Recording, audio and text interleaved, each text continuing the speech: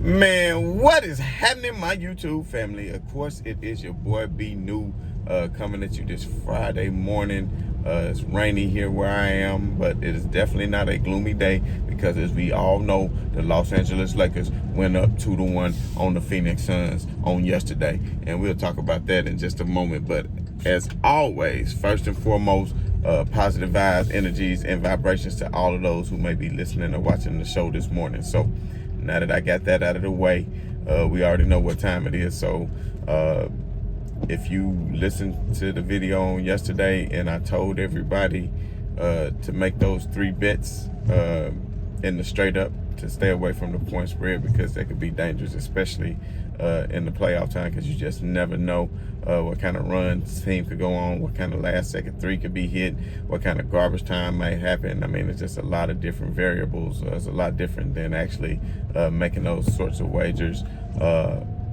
like in the NFL when it comes to the spread anyway. But I said to take Milwaukee in the straight up, to take Los Angeles in the straight up, and to take Denver in the straight up.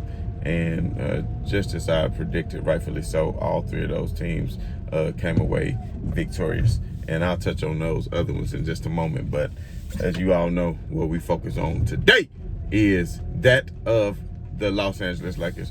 And what I see is, I know LeBron had said a while back that a storm was coming. I know he said a storm was coming, and a lot of people made fun of it, because of the way they came out, still rusty, lost a couple of games, re-injured, came back, and a lot of people saying LeBron James is not 100%. I would say maybe he's at least 90-95%. But at the end of the day, it's good enough for them to win a championship. And the way they are playing defense right now is excellent. I mean, when you're talking about holding a team in the playoffs, especially in this day and age, with the added possessions, with the implementation of the 14-second reset of the shot clock, and also the pace of the game, to keep a team under 100 points, especially a highly explosive team that's capable of just exploding for a lot of points at any given time. You have to give kudos to the Lakers defense. And one of the main people I want to give a shout out to from yesterday as far as the game is KCP. I know KCP has not really been, just hitting a whole lot of shots. He really has been, not the best shooter this particular playoffs as far as this round against Phoenix goes. But his defense was so good yesterday, the way he was able to slow down Devin Booker, really make it difficult for Devin Booker. He got very physical with him, really got up into Devin Booker, and, I mean, really limited Devin Booker's points, who had really been scoring, I want to say, in the 30s each game. And I want to say Devin Booker on yesterday only had 19 points, and a lot of that was due to the defense of Kentavious Caldwell-Pope. But as we all know, KCP did get injured last night late in the 4th quarter. So the Lakers just could not seem to dodge this injury bug. But KCP did get hurt, and initially everybody thought it was his knee, the way it looked. But the reports were after the game that it was actually just a thigh contusion, which a thigh contusion can be pretty painful. It can get bruised up, but it's not something that should keep him out for a long amount of time. And he probably could get a couple games rest just to get back at full strength to be able to take on the Denver Nuggets in the next round. Yeah, that's right. The Denver Nuggets, I already picked it. But we'll get more into that in just a second. Just still focusing on this game. So the thing is, what's great about the Lakers in their depth is when the KCP does go down, you have somebody like a Wes Matthews who can come in and give you the same defense as KCP. Even though I will say KCP was doing a little bit better on Booker than what Wes Matthews is doing, but Wes Matthews is a very capable defender, even though he's a little bit long in the tooth right now and Devin Booker did. Devin Booker did break his ankles a couple of times and had him caught lacking, but that's what help defense is for. So, Devin Booker is a great player who is very capable of taking his man off the dribble and getting to the hole. So that's nothing to be ashamed of, that Wes Matthews' ankles were broke those couple times. But at the end of the day, maybe KCP will be okay. They get a couple of more days rest because the next game is not until Sunday. So with that being said, hopefully KCP can have himself available, and then hopefully he can finally find his rhythm on the offensive end and start hitting some shots. But the good thing, like I said, is there is Wes Matthews there to take his place. Kyle Kuzma, although he's not been scoring, he's been terrible on offense. I can just see the Lakers faithful were just waiting for Kyle Kuzma to show up. Like every time he shot a three, they just held their breath. It was one time on the fast break when LeBron hit him wide open for the three over there, and it was just terrible. So not sure what's going on with Kuzma, if it's just a confidence thing, but we definitely need him to settle down, because I'm not saying he is needed, but THT got the DNP last night. I would rather see THT out there because he's going to get you a lot more on the offensive side. But the way Kuzma is taking care of business as far as his defensive skills on Crowder, it kind of scared me out. Those cops just hit the lights. I don't really know what's going on, but I guess they weren't after me, so I'm good. But anyway, Kuzma's defense on Crowder has been excellent, and the Lakers defense as a whole was excellent. The way they rotated on the three-point shot, the way they played man-to-man defense was great. Everybody kind of took care of their man when they came to double. Devin, that was great, and it was great that the Lakers decided to get Devin Booker involved on the defensive end of their pick and rolls by getting him switched off and making him work a little bit harder on the defensive end.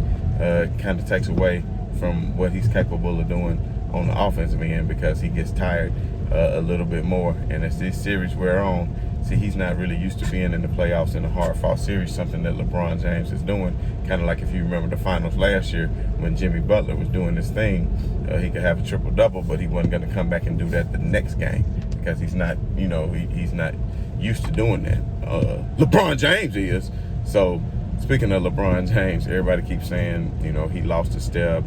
He's not doing this, he's not doing that. But trust what I'm telling you all, this is not the finals. LeBron James shows up in the finals, as we all know. And you can say, oh, he got a 4-6 record, he doesn't show up. Hey, look at his individual stats in all of the finals, and he leads the team, both teams in both categories. So he's going to show up definitely in the finals.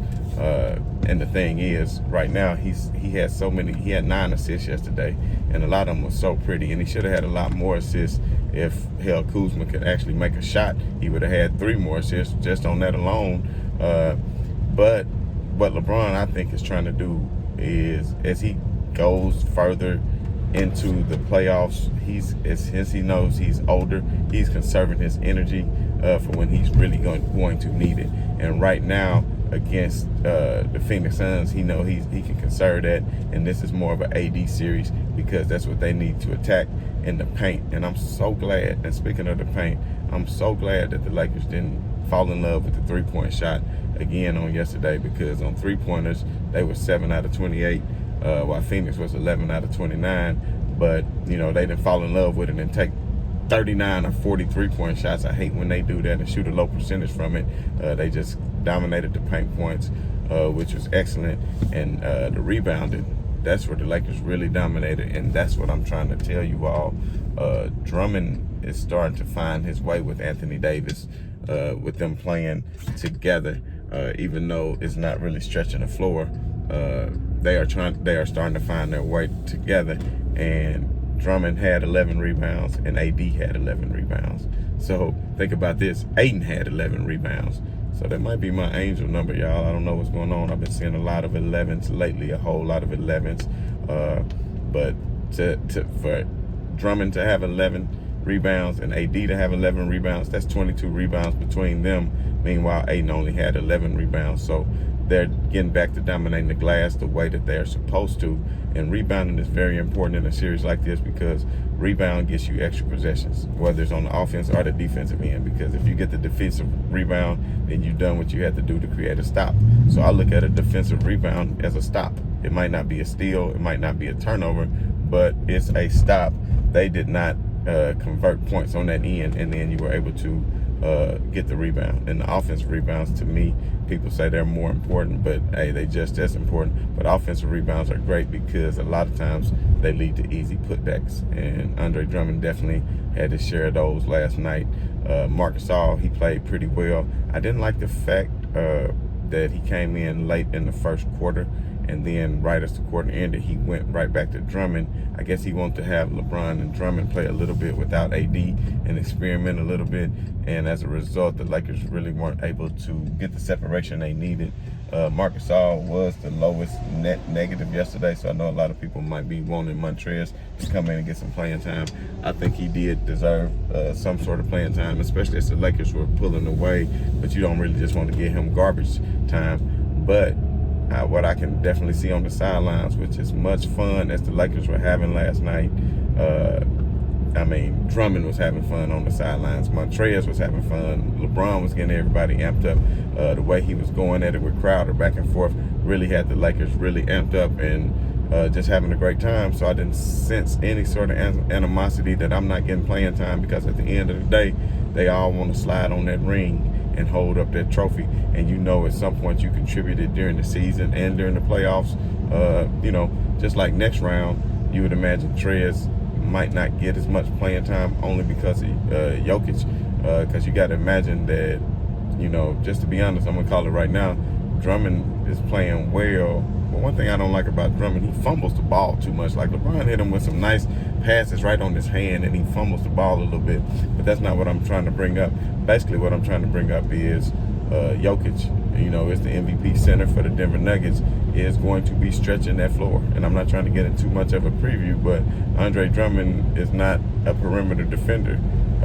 You're going to need the likes of a Marc Gasol, and that's why they went out and got him, because we all know Marc Gasol, he's not going to stop Jokic. Nobody really can. A younger Marc Gasol, I'm telling you, would shut Jokic ass down. I'm telling you right now, I know. But this is not the younger Marc Gasol, but he still has an IQ level capable enough to slowing Jokic down and doing what he needs to do, and also spreading the floor for the Lakers on the offensive end to allow people to operate. But I'm glad that Vogel is finally doing a lot better with his rotations, which is good. Even though THT got the DNP last night, I would like to see him come in and get a few, just some minutes, but holding Booker to 6 out of 19 shooting, I think was the best part of the Lakers defense last night. Because when you can hold a superstar to 19 points in the playoffs, who many people were touting as, one of the MVP runner-up for the league, and Devin Booker, then you see, and Chris Paul, he played pretty well. I still want to say he was limited with the shoulder, but no excuses for anybody. You got to go out there and do what you got to do. And just like I said, the others did not show up for the Phoenix Suns like they had been showing up. As I stated, that they probably would not, because they don't have that home cooking down in depth like they do in the Valley of the Sun. Whereas with the Lakers fans, the Lakers only had 7,000 there, unlike the 15,000 Phoenix had, so it wasn't quite as loud and rowdy, but it definitely was still a great atmosphere. And LeBron James and Anthony Davis put on a hell of a show in that third quarter, combining for, I want to say, 28 points, which is actually the most points they have ever scored together since they've been together in one quarter, with Anthony Davis having 18 of those points and LeBron James having 10. So knowing what they need to do on the offensive end and step up and keep getting you buckets is a great thing, because the Lakers, the only thing is sometimes their offense will get stagnant, but what they always hang their hat on is the defensive side of the floor. And I keep telling everybody, defense wins championships. And we know Brooklyn is not going to have any trouble with the Boston Celtics. But as they go on later into the next rounds and they start to play the Milwaukee Bucks or the Philadelphia 76ers, then we can see how much defense is going to play an important role. Miami, I don't know what the world, I want to say Miami had at some point, James Harden could have been a teammate, You know, you had a chance, Pat Riley, to maybe go out and get a James Harden in the offseason, but you didn't want to throw everybody at him because you didn't want to give up Tyler Hero and his little snarl. Tyler Hero, this is what you didn't want to give up. I mean, this is not Tyler Hero from the bubble, y'all. This is Tyler Hero. But at the end of the day, when you got a chance to get a player like James Harden and you can still have Jimmy Butler, you got to roll with that every time. Do you know how many easy looks Jimmy Butler is going to get because of Harden and the defense that Jimmy plays on the other end? I mean, but anyway, they did not do it. So now there is the three-headed monster in the Brooklyn Nets that everybody thinks is going to be making it to the finals and still are the favorites to make it to the finals. But we'll see how those odds change as they venture into the second round and things get a little more difficult for them. I know Kevin Durant is playing outstanding. I look for them to smoke Boston once again. And we won't touch too much on that. The more interesting series right now is that if Denver and Portland, I just don't really see Portland really winning another game in that series, to be honest, because I think Denver has found their matchups, and at this point, it's not too much about X's and O's. It's just about who wants it and who can take it. I never count out Dame Dollar, but at the end of the day, I think Denver is just too much for them to handle. But they certainly won't be too much for the Lakers to handle. I can guarantee you that. And if Denver closes out their series early, it's important that the Lakers can close out their series early too, so they can both get a little bit of rest as you move on to the second round, because they won't start the second round early. It's still going to start on that set date unless the other series just stretches out for too long or two. They may go ahead and start that. I believe that's how that works. So anyway, back to LeBron. Getting the crowd involved, and him and Crowder going at it, I think was absolutely great. LeBron just was doing GOAT-like things as usual, having his way with Crowder when he wanted to. And LeBron actually shot good from the free throw line. He only was 2 or 3, but AD, I think, was like 12 out of 14 from the free throw line. So that's letting me know that he's continuing to be aggressive. So AD is going to be big in the next series because you got Jokic. But think about it. You got Jokic against AD. That's almost a wash. But then you can add another big like Drummond in there to get rebounds and things of that nature. You know, and then you're going to have defensive specialists in there to be able to take Aaron Gordon out of the game. So that's something we'll preview as we get closer. But I know I already crowned Denver the winners of Portland, and that's not over yet because you just never know. But I'm telling you right now, I'm going to take Denver in 6. Portland might get one more, but I don't think they're going to get that next one, because the next one, if Denver knows they can get that, it's blood in the water. They go up 3-1, and they're going to go ahead and try to move on to the next round. But I would hope that series goes 7 games, to be honest, so they can continue to play and the Lakers can finish theirs out early. And then, of course, as we all know, the Clippers series going on with Dallas. We're going to see how that moves on as they go back to Dallas. You would imagine that Kawhi Leonard and Paul George will show up and play better, but as of right now, they just simply do not have an answer for Luka Doncic. And I'm not sure how many fans Dallas is allowed to have in there, but Dallas is an arena that can get rocking and rolling. So that's going to be great. It's going to be great to see Memphis in the grindhouse. I'm going to try to get down there for a game if they can advance to the second round. That's what I will do. I'll make sure I get me some tickets and get down there to the M-Town bound. But, you know, the Lakers did what they were supposed to do. If you all listened to me on yesterday, you would have went 3-0 on made you a little bit of money. So I try not to give you picks unless I know for sure I feel very strong in those picks, because I wouldn't want you to bet on something that I wouldn't bet on myself. And that's just how I do it. Oh, and by the way, Dennis Schroeder played a pretty good game last night as well, doing what he do. It got a little bit chippy between him, Chris Paul, and everybody else. And Chris Paul is his former teammate, so they have a great understanding of one another. But at the end of the day, Anthony Davis took control of the game and did what he had to do. And it was the first time in the playoffs since 2003, since Shaq did it, that a Lakers player has scored 30 points and had 10 rebounds 2 games in a row. So big shout out to AD again. Once again, I think with 32 and 11 or whatever it is that he had. So mad props to AD. So as always, y'all, looking forward to this great Memorial Day weekend. I want everybody to stay healthy, stay happy. And as I always tell y'all, healthy, wealthy, happy is your motto, is your mantra. And as always, right on to the real. And much love to y'all haters. I'm about.